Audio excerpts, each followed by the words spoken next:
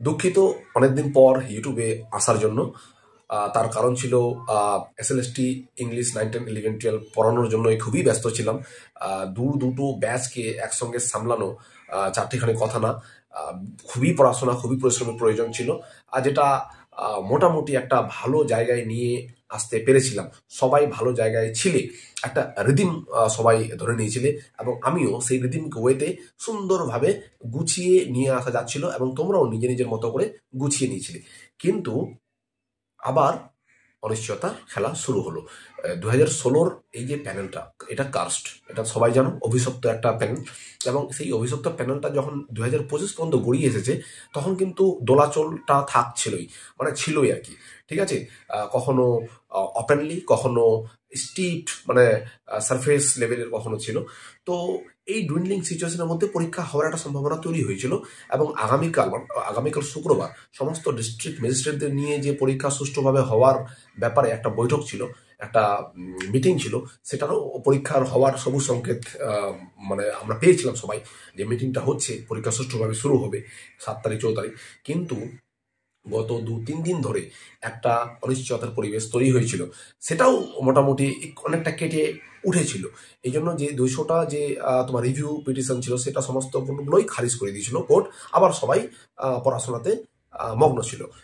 ইতিমধ্যে 2016 যারা চাকরি প্রার্থী, 45% পাওয়া জেনারেল, এবং 2010-এর আগে হলে 40% পাওয়া, এই সমস্ত ক্যান্ডিডেটদের 2016-তে পরীক্ষার সময় যে অ্যাপ্লিকেশন ছিল, সেখানে একটা প্রভিশন ছিল তাদের 45% এবং 40%-এ তাদের অ্যাপ্লিকেশন করার সুযোগ দেওয়া হয়েছিল, এবং তারা অনেকেই চাকরিও পেয়েছিল।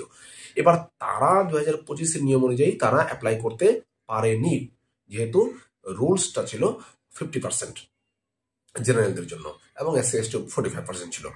তো হয়তো তারা অ্যাপ্লাই করে দিয়েছিল, কিন্তু তাদের চাকরিটা সুনিশ্চিতকরণ হতো কিনা সেটা ইন্টারভিউতে হয়তো আটকে যেত, বা পরবর্তীকালে হয়তো কোর্ট কেস হতো। তো সেই ব্যাপারটা নিয়ে একটা এসএলপি গত পরশু দাখিল করা হয়েছিল, যার আজকে শুনানি। এবার আজকে শুনানির আমাদের যে ভার্ডিক্ট, সেটাও চলে এসেছে। ঠিক আছে, তো এসএলপির যে সোয়ারিং, সেটা upon hearing the counsel of the court made the following. ঠিক আছে, এবার notice upon the representative respondent shall be served by all modes including dasti. সমস্ত রিপ্রেজেন্টেটিভকে বাই হ্যান্ডে নোটিস করা হলো। দাস্তি একটা পার্সিয়ান শব্দ, যেটার মানে হচ্ছে বাই হ্যান্ড, এবং ইমিডিয়েট ইফেক্টের জন্য। উই ডাইরেক্ট দ্যাট, আমরা ডাইরেক্ট দিচ্ছি সমস্ত স্টেক হোল্ডারদের। ইন দ্য মিন ওয়াইল, ইতিমধ্যে all selected and appointed untainted candidates, সমস্ত সিলেক্টেড এবং যারা অ্যাপয়েন্টেড হয়েছিল untainted candidates, untainted, specifically not to be tainted, যারা who are permitted to be continued in service till 31 December 2025, যাদেরকে 2025 পর্যন্ত permit করা হয়েছিল, সেই মাদার ভার্ডিক্ট, ঠিক আছে, 3 এপ্রিলে যে ভার্ডিক্টটা ছিল, সেখানে shall be allowed to participate in the fresh selection process, তাদেরকে অ্যালাউ করা হলো সিলেকশন প্রসেসে পার্টিসিপেট করার জন্য, without insisting upon their complying with the mainly newly introduced eligibility criteria of securing 50% minimum marks in graduation and post graduation.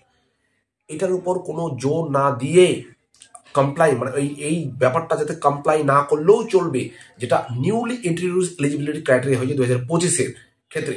ওই যে বললাম 50%-এর যে মার্কস, সেটা মিনিমাম মার্কস ইন গ্রাজুয়েশন আর post graduation. Under the West Bengal School Service Commission, selection for appointment to the post of assistant teacher for upper primary level of selection except physical class 9, 10, 11, 12 rules 2025, যেটা SSC 2025-এ rule জারি করেছিল। এবার সেই রুলসটা এখানে null and void হয়ে গেল তাদের জন্য যারা অলরেডি অ্যাপয়েন্টেড, সিলেক্টেড ছিল এবং আনটেন্টেড ছিল। তারা এবার তাদের অ্যাপ্লাই করার ক্ষেত্রে, যদি অ্যাপ্লাই করে দিয়েছে, তাদের পরীক্ষা বসার ক্ষেত্রে আর কোনো অসুবিধা থাকলো না। কিন্তু এইখানে টুইস্টিংটা চলে আসছে, তারা তো অনেকে অ্যাপ্লাই করেছে, এবার তাদের জন্য আবার একটা অ্যাপ্লিকেশন কোর্ট এটা ধরে নিয়েছে যে তারা অ্যাপ্লাই করেনি। This is why the last date for submission of application in so far as much candidates are concerned shall stand extended by 10 days. 10 দিন এক্সটেন্ড করা হলো তাদের জন্য। 10 দিন, মানে আমরা ভাবিছিলাম এসএসসি হয়তো নোটিফিকেশন জারি করবে, কোর্টেই সেটাকে এসএসসি কে ইনস্ট্রাকশন দিয়ে দিল। Further process of selection shall be postponed accordingly. এবং ফার্দার প্রসেস অফ সিলেকশন, এইটাই হচ্ছে আসল কথা।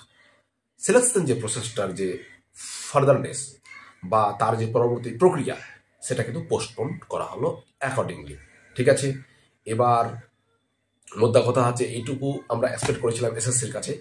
কোর্টও এটা পর্যবেক্ষণে বলে দিয়েছিল যে এসএসসি এই ব্যাপারটা নিয়ে ডিসিশন নিবে, তারা এক্সটেন্ড করবে কি করবে না, বা এক্সটেন্ড করলেও পরীক্ষাটা পিছিয়ে যাবে কিনা সেই ব্যাপারে। কিন্তু কোর্ট এখানে ইনস্ট্রাকশন দিল পরীক্ষা পোস্টপোন হয়ে গেল, তার মানে এসএসসিকে এবার নোটিশ দিয়ে এই সাপেক্ষে মানে এটার ম্যাচিং অর্ডার বের করে এক্সাম পোস্টপোন করবে কিনা, বা পোস্টপোন করলেও কতদিনের জন্য পোস্টপোন করবে সেটাই দেখার কথা। হয়তো আজকেই সন্ধ্যার মধ্যে বা কালকে নোটিশ চলে আসবে, আসলে আরো ভালোভাবে বোঝা যাবে।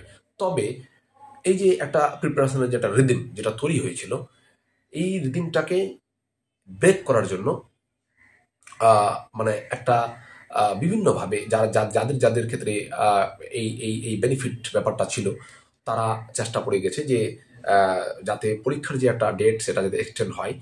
অনেকেই শুরুতেই বলেছিল যে এক্সটেন্ড হবে, আমিও বলেছিলাম এক্সটেন্ড হবে, কিন্তু একটা রিদিমে যখন ধরে মানে একটা চলে এসেছিল সকল পরীক্ষার্থীর ক্ষেত্রে, সেক্ষেত্রে এক্সটেন্ড না হওয়াই ভালো ছিল। এবার যখন এক্সটেন্ড হয়েছে তো দেখা যাক কতদিন এক্সটেন্ড হয়, এবার পুজোর পর হয় কিনা। তো প্রিপারেশন চলতে থাকবে, আমার যে ব্যাচ সেটা অ্যাজ ইউজুয়ালি চলতে থাকবে, প্রিপারেশনে কোনো খামতি যাতে না থাকে।